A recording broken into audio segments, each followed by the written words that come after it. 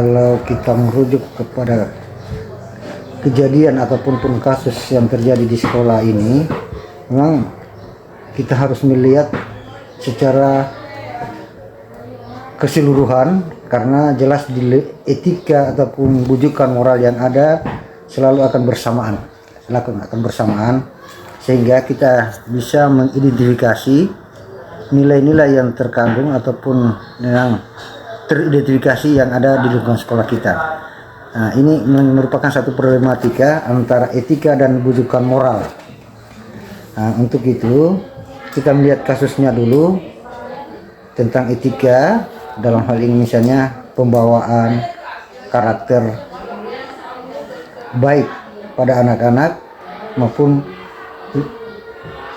pendidik dan tenaga pendidik, karena kita merupakan satu komunitas yang saling berkaitan satu sama lain. Nah, ini yang bujukan moral.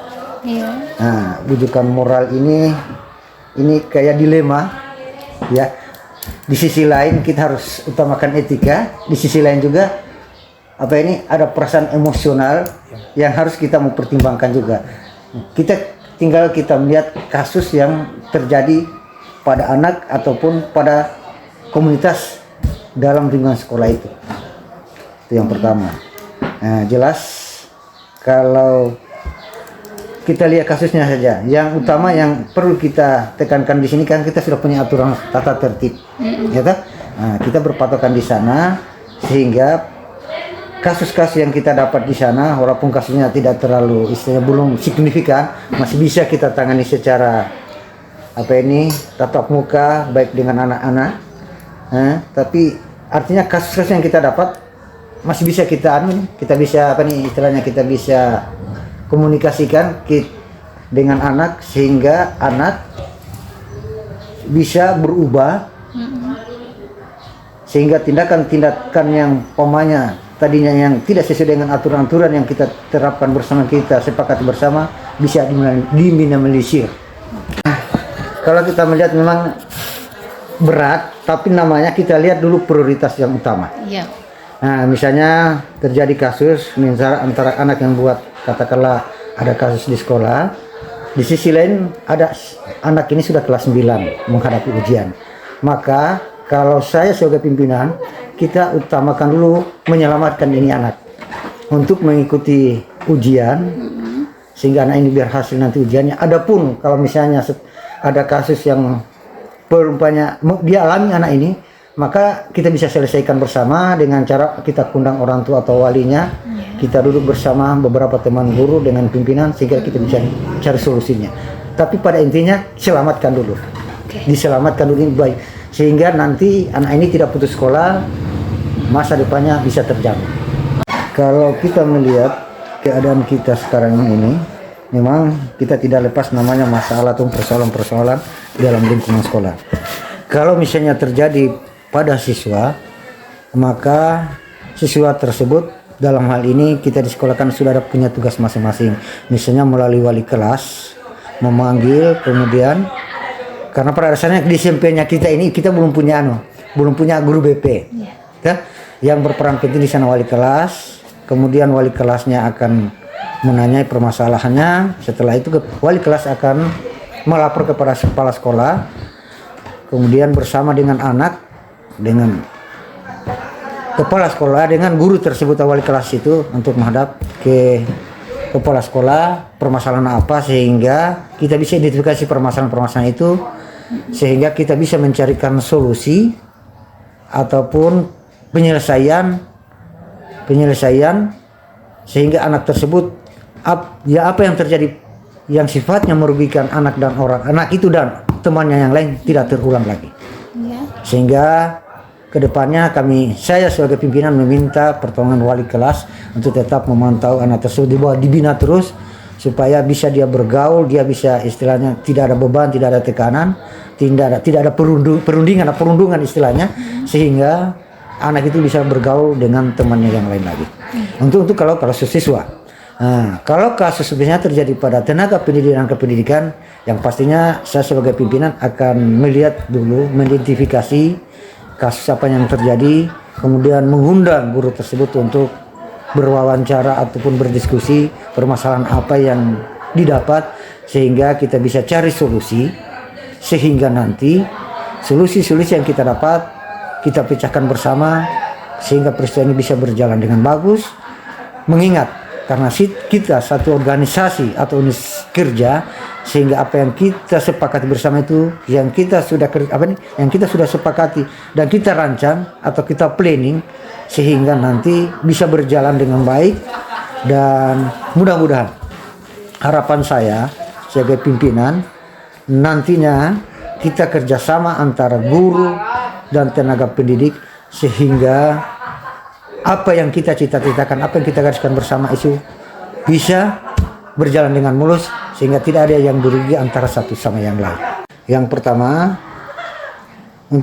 pertama karena saya sebagai pimpinan dalam satu unit organisasi misalnya sekolah, supaya kegiatan proses belajar dan mengajar itu tetap terjalin, saya tetap mempertimbangkan keberlangsungan itu tetap terjaga, tetap lestari, sehingga apa yang menjadi tujuan kita itu bisa tercapai. Itu yang pertama.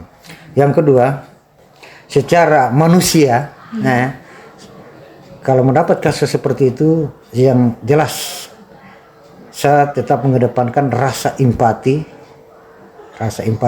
rasa sayang yang mengalami kasus seperti itu, tapi tidak menyampingkan atau menyepelekan daripada aturan yang kita sudah sepakati bersama. Jadi bisa kita istilahnya bersama-sama, baik secara empati maupun aturan kita berjalan bersama. Tapi secara pribadi rasa kemanusiaan tetap itu dulu. Tapi aturan itu tetap juga ada, kita berlakukan.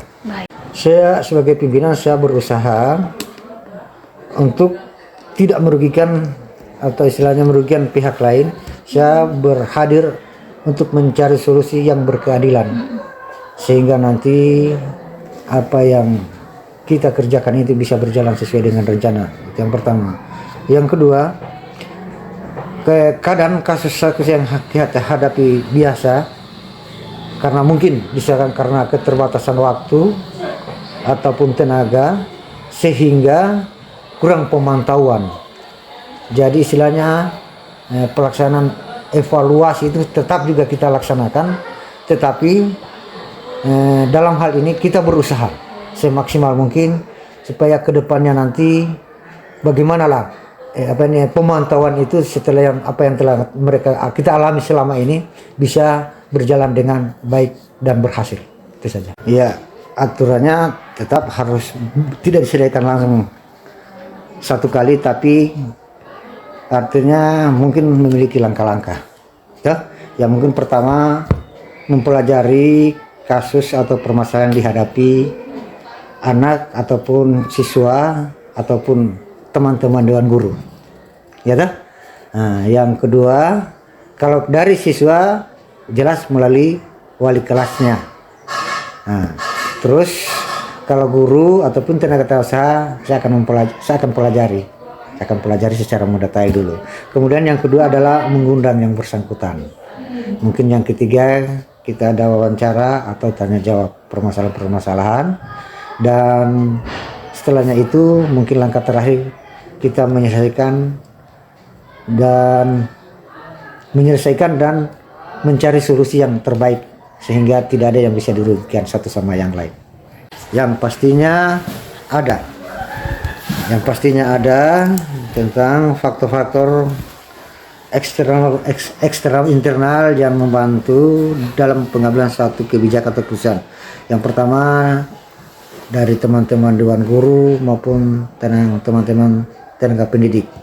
Yang kedua, pengawas sekolah yang selalu rutin berkunjung ke sekolah. Yang ketiga, komite dan ataupun pengurus, terutama pengurus yang selalu ada hubungan terus-menerus, selalu kolaborasi setiap saat para pengurus komite. Itu barangkali yang selalu membantu kami dalam menghadapi masalah-masalah yang terjadi dalam lingkungan sekolah. Ada beberapa yang perlu saya sampaikan. Yang pertama, banyak permasalahan yang harus kita carikan solusi atau kita pecahkan bersama yang pastinya membutuhkan perhatian.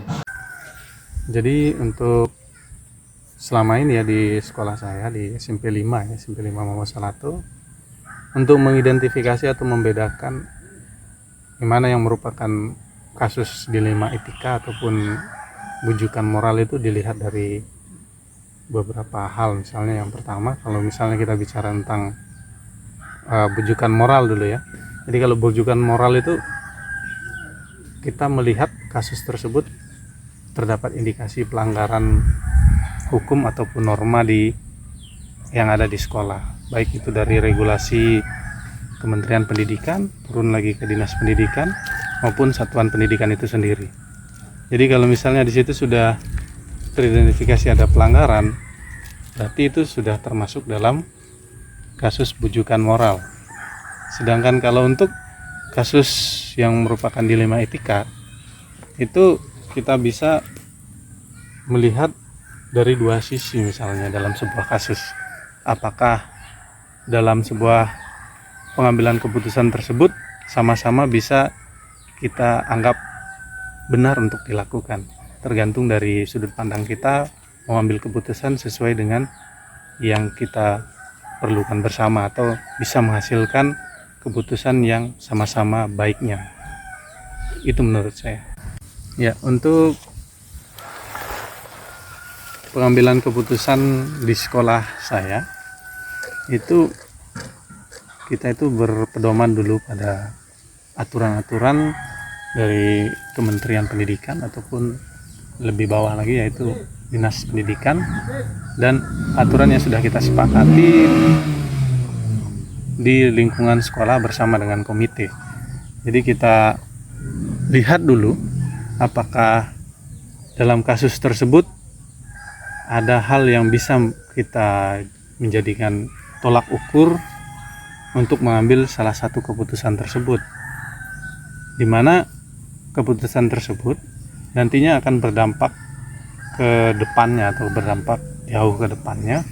Karena ini ketika kita tidak mempertimbangkan hal-hal tersebut, itu akan menjadi contoh bagi kasus-kasus selanjutnya, atau mungkin akan menjadi cikal bakal kasus yang sama jika tidak diambil keputusan yang tepat berdasarkan regulasi yang sudah ada. Di luar dari itu kan kita bisa melihat juga keinginan ataupun maksud baik dari sebuah kebijakan ya. Terima kasih, mungkin itu saja. Ya, untuk langkah-langkah pada kasus untuk kepentingan yang sama mengandung nilai kebijakan itu prosedurnya kita rapatkan bersama. Jadi maksudnya kita memanggil semua komponen sekolah dan lingkungan sekolah itu. Contohnya kalau lingkungan sekolah kayak kepala desa, adat, ataupun pemuka agama. Sedangkan untuk komponen sekolah itu berarti guru-guru dan semua stakeholder yang ada di sekolah tersebut. Jadi kita kumpulkan bersama dan perwakilan dari orang tua atau yang kita sebut dengan komite, di mana kita akan melakukan rapat bersama dan menentukan apakah kebijakan itu berdampak baik atau berdampak jangka panjang atau tidak. Ya, mungkin itu saja untuk saya. Ya, jadi hal-hal selama ini yang saya anggap efektif untuk pengambilan keputusan pada kasus dalam kategori dilema etika itu dilihat dari kolaborasi atau yang disebut dengan kerja diskusi bersama, di mana itu diwakili oleh beberapa elemen sekolah, sehingga dalam pengambilan keputusan itu kita bisa menimbang apakah keputusan tersebut berdampak baik untuk personal ataupun untuk seluruh warga sekolah, sehingga nanti ketika dalam pengambilan keputusan tidak terjadi yang namanya kesalahan pengambilan keputusan. Ya, jadi hal-hal yang selama ini menjadi tantangan dalam pengambilan keputusan itu adalah dampak dari pengambilan keputusan tersebut. Karena di dalam pengambilan keputusan yang berkaitan dengan masalah dilema etika itu sangat sulit untuk kita menyalahkan salah satunya, karena dua-duanya itu bisa dianggap benar. Tapi dalam pengambilan keputusan tersebut biasanya yang jadi tantangan itu adalah dampak dari ketika kita mengambil, apakah kita akan mengambil keputusan itu akan berdampak untuk satu orang atau banyak orang. Itu saja yang biasanya menjadi pertimbangan sulit bagi saya.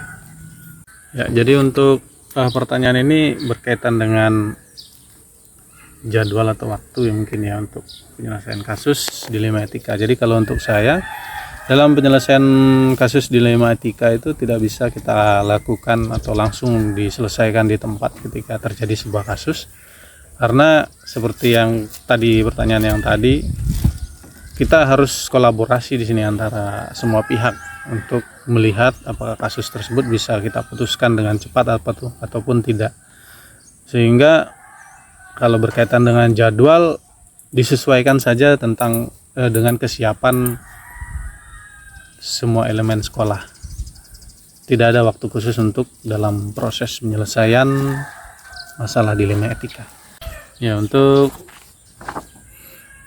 dalam pengambilan keputusan untuk mempermudah ya atau membantu saya dalam pengambilan keputusan dalam kasus dilema etika itu, yang saya butuhkan bukan cuma seseorang, tapi kan di sini berkaitan dengan kolaborasi, berarti semua komponen sekolah ikut serta. Tapi untuk mempercepat pengambilan keputusan tersebut atau untuk menimbang-nimbang kasus tersebut, kita perlu rekomendasi dari wali kelas, karena wali kelas itu yang sangat dekat dengan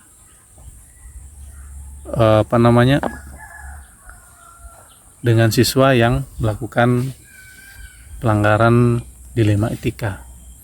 Jadi kalau misalnya kita bicara faktor untuk mempermudah, ya faktor yang mempermudah itu adalah komunikasi semua pihak sehingga kasus tersebut cepat terselesaikan. Ya, jadi untuk pertanyaan terakhir ini, pelajaran apa yang saya dapatkan dalam pengalaman dari pengambilan keputusan dilema etika ini sebenarnya berkaitan dengan hasil jangka panjangnya atau dampak jangka panjangnya. Jadi dalam pengambilan keputusan ini kita tidak perlu terburu-buru, tidak juga berlarut-larut, tapi melakukan tindakan yang tepat, cepat, dan efektif, sehingga dalam pengambilan keputusan itu kita bisa pertimbangkan dampak jangka pendek dan jangka panjangnya, atau bisa melihat apakah keputusan yang kita ambil berdampak untuk satu orang atau untuk semua komponen sekolah, sehingga dalam penanganan kasus atau terjadi kasus yang sama lebih mudah untuk ditangani, atau kita berharap untuk tidak akan terjadi kembali. Jadi mungkin itu saja.